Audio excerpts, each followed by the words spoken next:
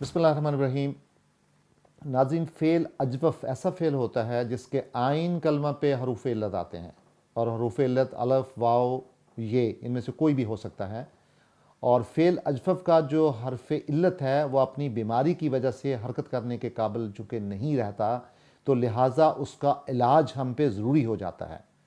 तो उसकी हरकत को ख़त्म करना चूँकि ज़रूरी होता है, इसलिए फिर हम उसका ट्रीटमेंट करते हैं, और वो ट्रीटमेंट ये होता है, उसके लिए दो कायदे इस्तेमाल होते हैं।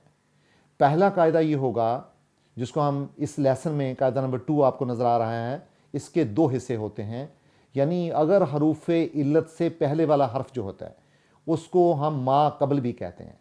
यानी हरूफ इल्लत से पहले वाला हर्फ अगर साकन होगा तो हरूफ इल्लत की हरकत उससे मुंतकिल कर देते हैं। और नंबर 2 बे, अगर हरूफ इल्लत से पहला हरफ मुतहरक होगा तो हरूफ इल्लत की हरकत को ख़त्म कर दिया जाता है। ये तो है नाज़रीन कायदा नंबर 1, ये आपने याद रखना है।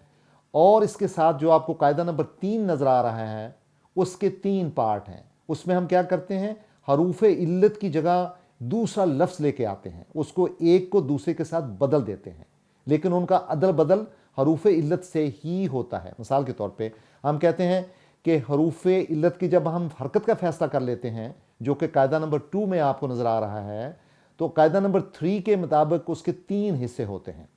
अगर मा कबल पे, मा कबल मीन यानी जो हरूफ इल्लत है, अगर उससे पहले हरफ पे फतह होगी तो हरूफ इल्लत को हम अल्फ के साथ बदल देते हैं। अगर मा कबल पे कसरा होगी तो हरूफ इल्लत को ये से बदल देते हैं। और अगर मा कबल पे हरकत दम्मा की होगी तो हरूफ इल्लत को वाव से बदल दिया जाता है। नाज़रीन, ये जो दो असूल हैं, ये जो दो कायदे हैं, आप इन पे गौर करें, आपके सामने है ये मौजूद। इसकी मिसालें अब हम देखते हैं कि इसको हम कैसे अमल करते हैं। मिसाल के तौर पे हम कहते हैं कवाना, ये है नसरा के वज़न पे, नसरा बाप से कवाना। अब हमने देखा वाव के ऊपर क्या है, फतह है, तो वो वाव अपनी फतह जो है वो जस्म में चेंज हो जाएगी, वो बन जाएगा कौना, ठीक है। और फिर वाव काना में चेंज हो जाएगा। इसी तरह हम कहते हैं यकूनो, यंसरों के वजन पे है, और ये बन जाएगा यकूनो, यानी वाव ने अपने ऊपर जस्म लिया है और ये बन जाएगा यकूनो। यानी जो पहला सीगा है कौना का, वो माजी का सीगा है, माजी का सीगा वाव की जगह अल्फ आ जाएगा। जैसे युकाला से काला हुआ था, लेकिन जब हम उसका मज़ारे बनाएंगे तो वो बन जाएगा यकूनो।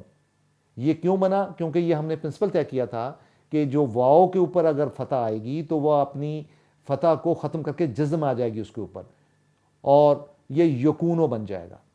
इसी तरह हम कहते हैं कौमा, बाबे नसरा सही है, कौमा, इसका माजी होगा, वाव जो है वो चेंज हो जाएगी अल्फ के साथ, ये बन जाएगा कामा।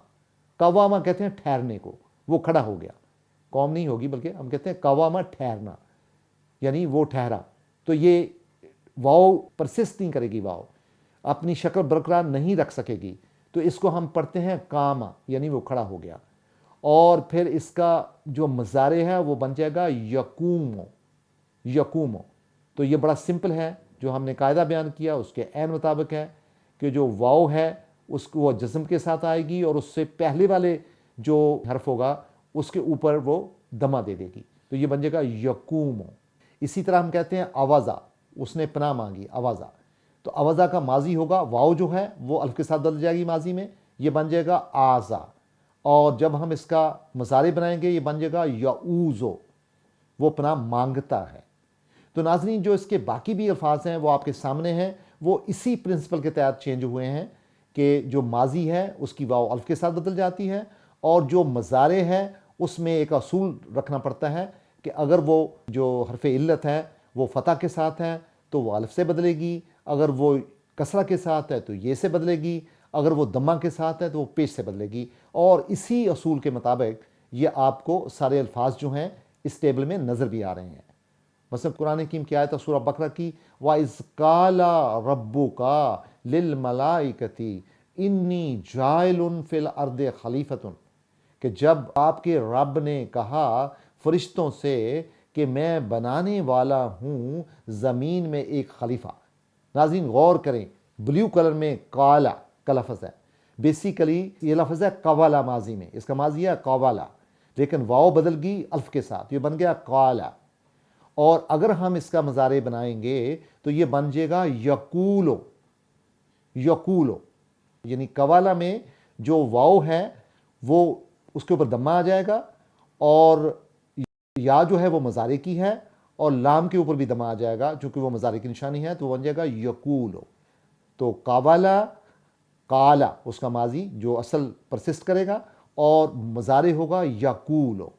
اسی ہی پرنسپل کے تحت ناظرین جہاں پر بھی فعل اجوف آپ دیکھیں اور آپ دیکھیں کہ اس کا جو آئین کلمہ ہے، آئین کلمہ کے اوپر حروف علت میں سے الف واو یہ میں سے کوئی آ رہا ہے، تو اس کے اندر ہم یہ تبدیلی کریں گے جو کہ ہم نے آج قاعدہ نمبر 2 اور قاعدہ نمبر 3 جو آپ کو نظر آ رہا ہے اس میں پڑھی ہے. تو آج کا پھر ہوم ورک ناظرین یہ ہوگا کہ آپ قرآن حکیم کو اسٹڈی کریں اور اس میں سے 10 ایسے افعال نکالیں جو کہ فعل اجوف ہوں، یعنی ان کے آئین کلمہ پہ حروف علت میں سے کوئی حرف ہو. تو پھر آپ ایک مشق کریں کہ ہم ماضی اجوف کو کیسے ٹریٹ کریں گے اور فعل مضارع میں اس کو ہم کیسے ٹریٹ کریں گے. اس کے لیے جو 2 قاعدے آپ کے سامنے ہیں یہ آپ کو بغور پڑھنے ہوں گے، اور انشاءاللہ آپ بہت جلدی ہی اس پہ گرفت حاصل کر لیں گے. بہت شکریہ ناظرین.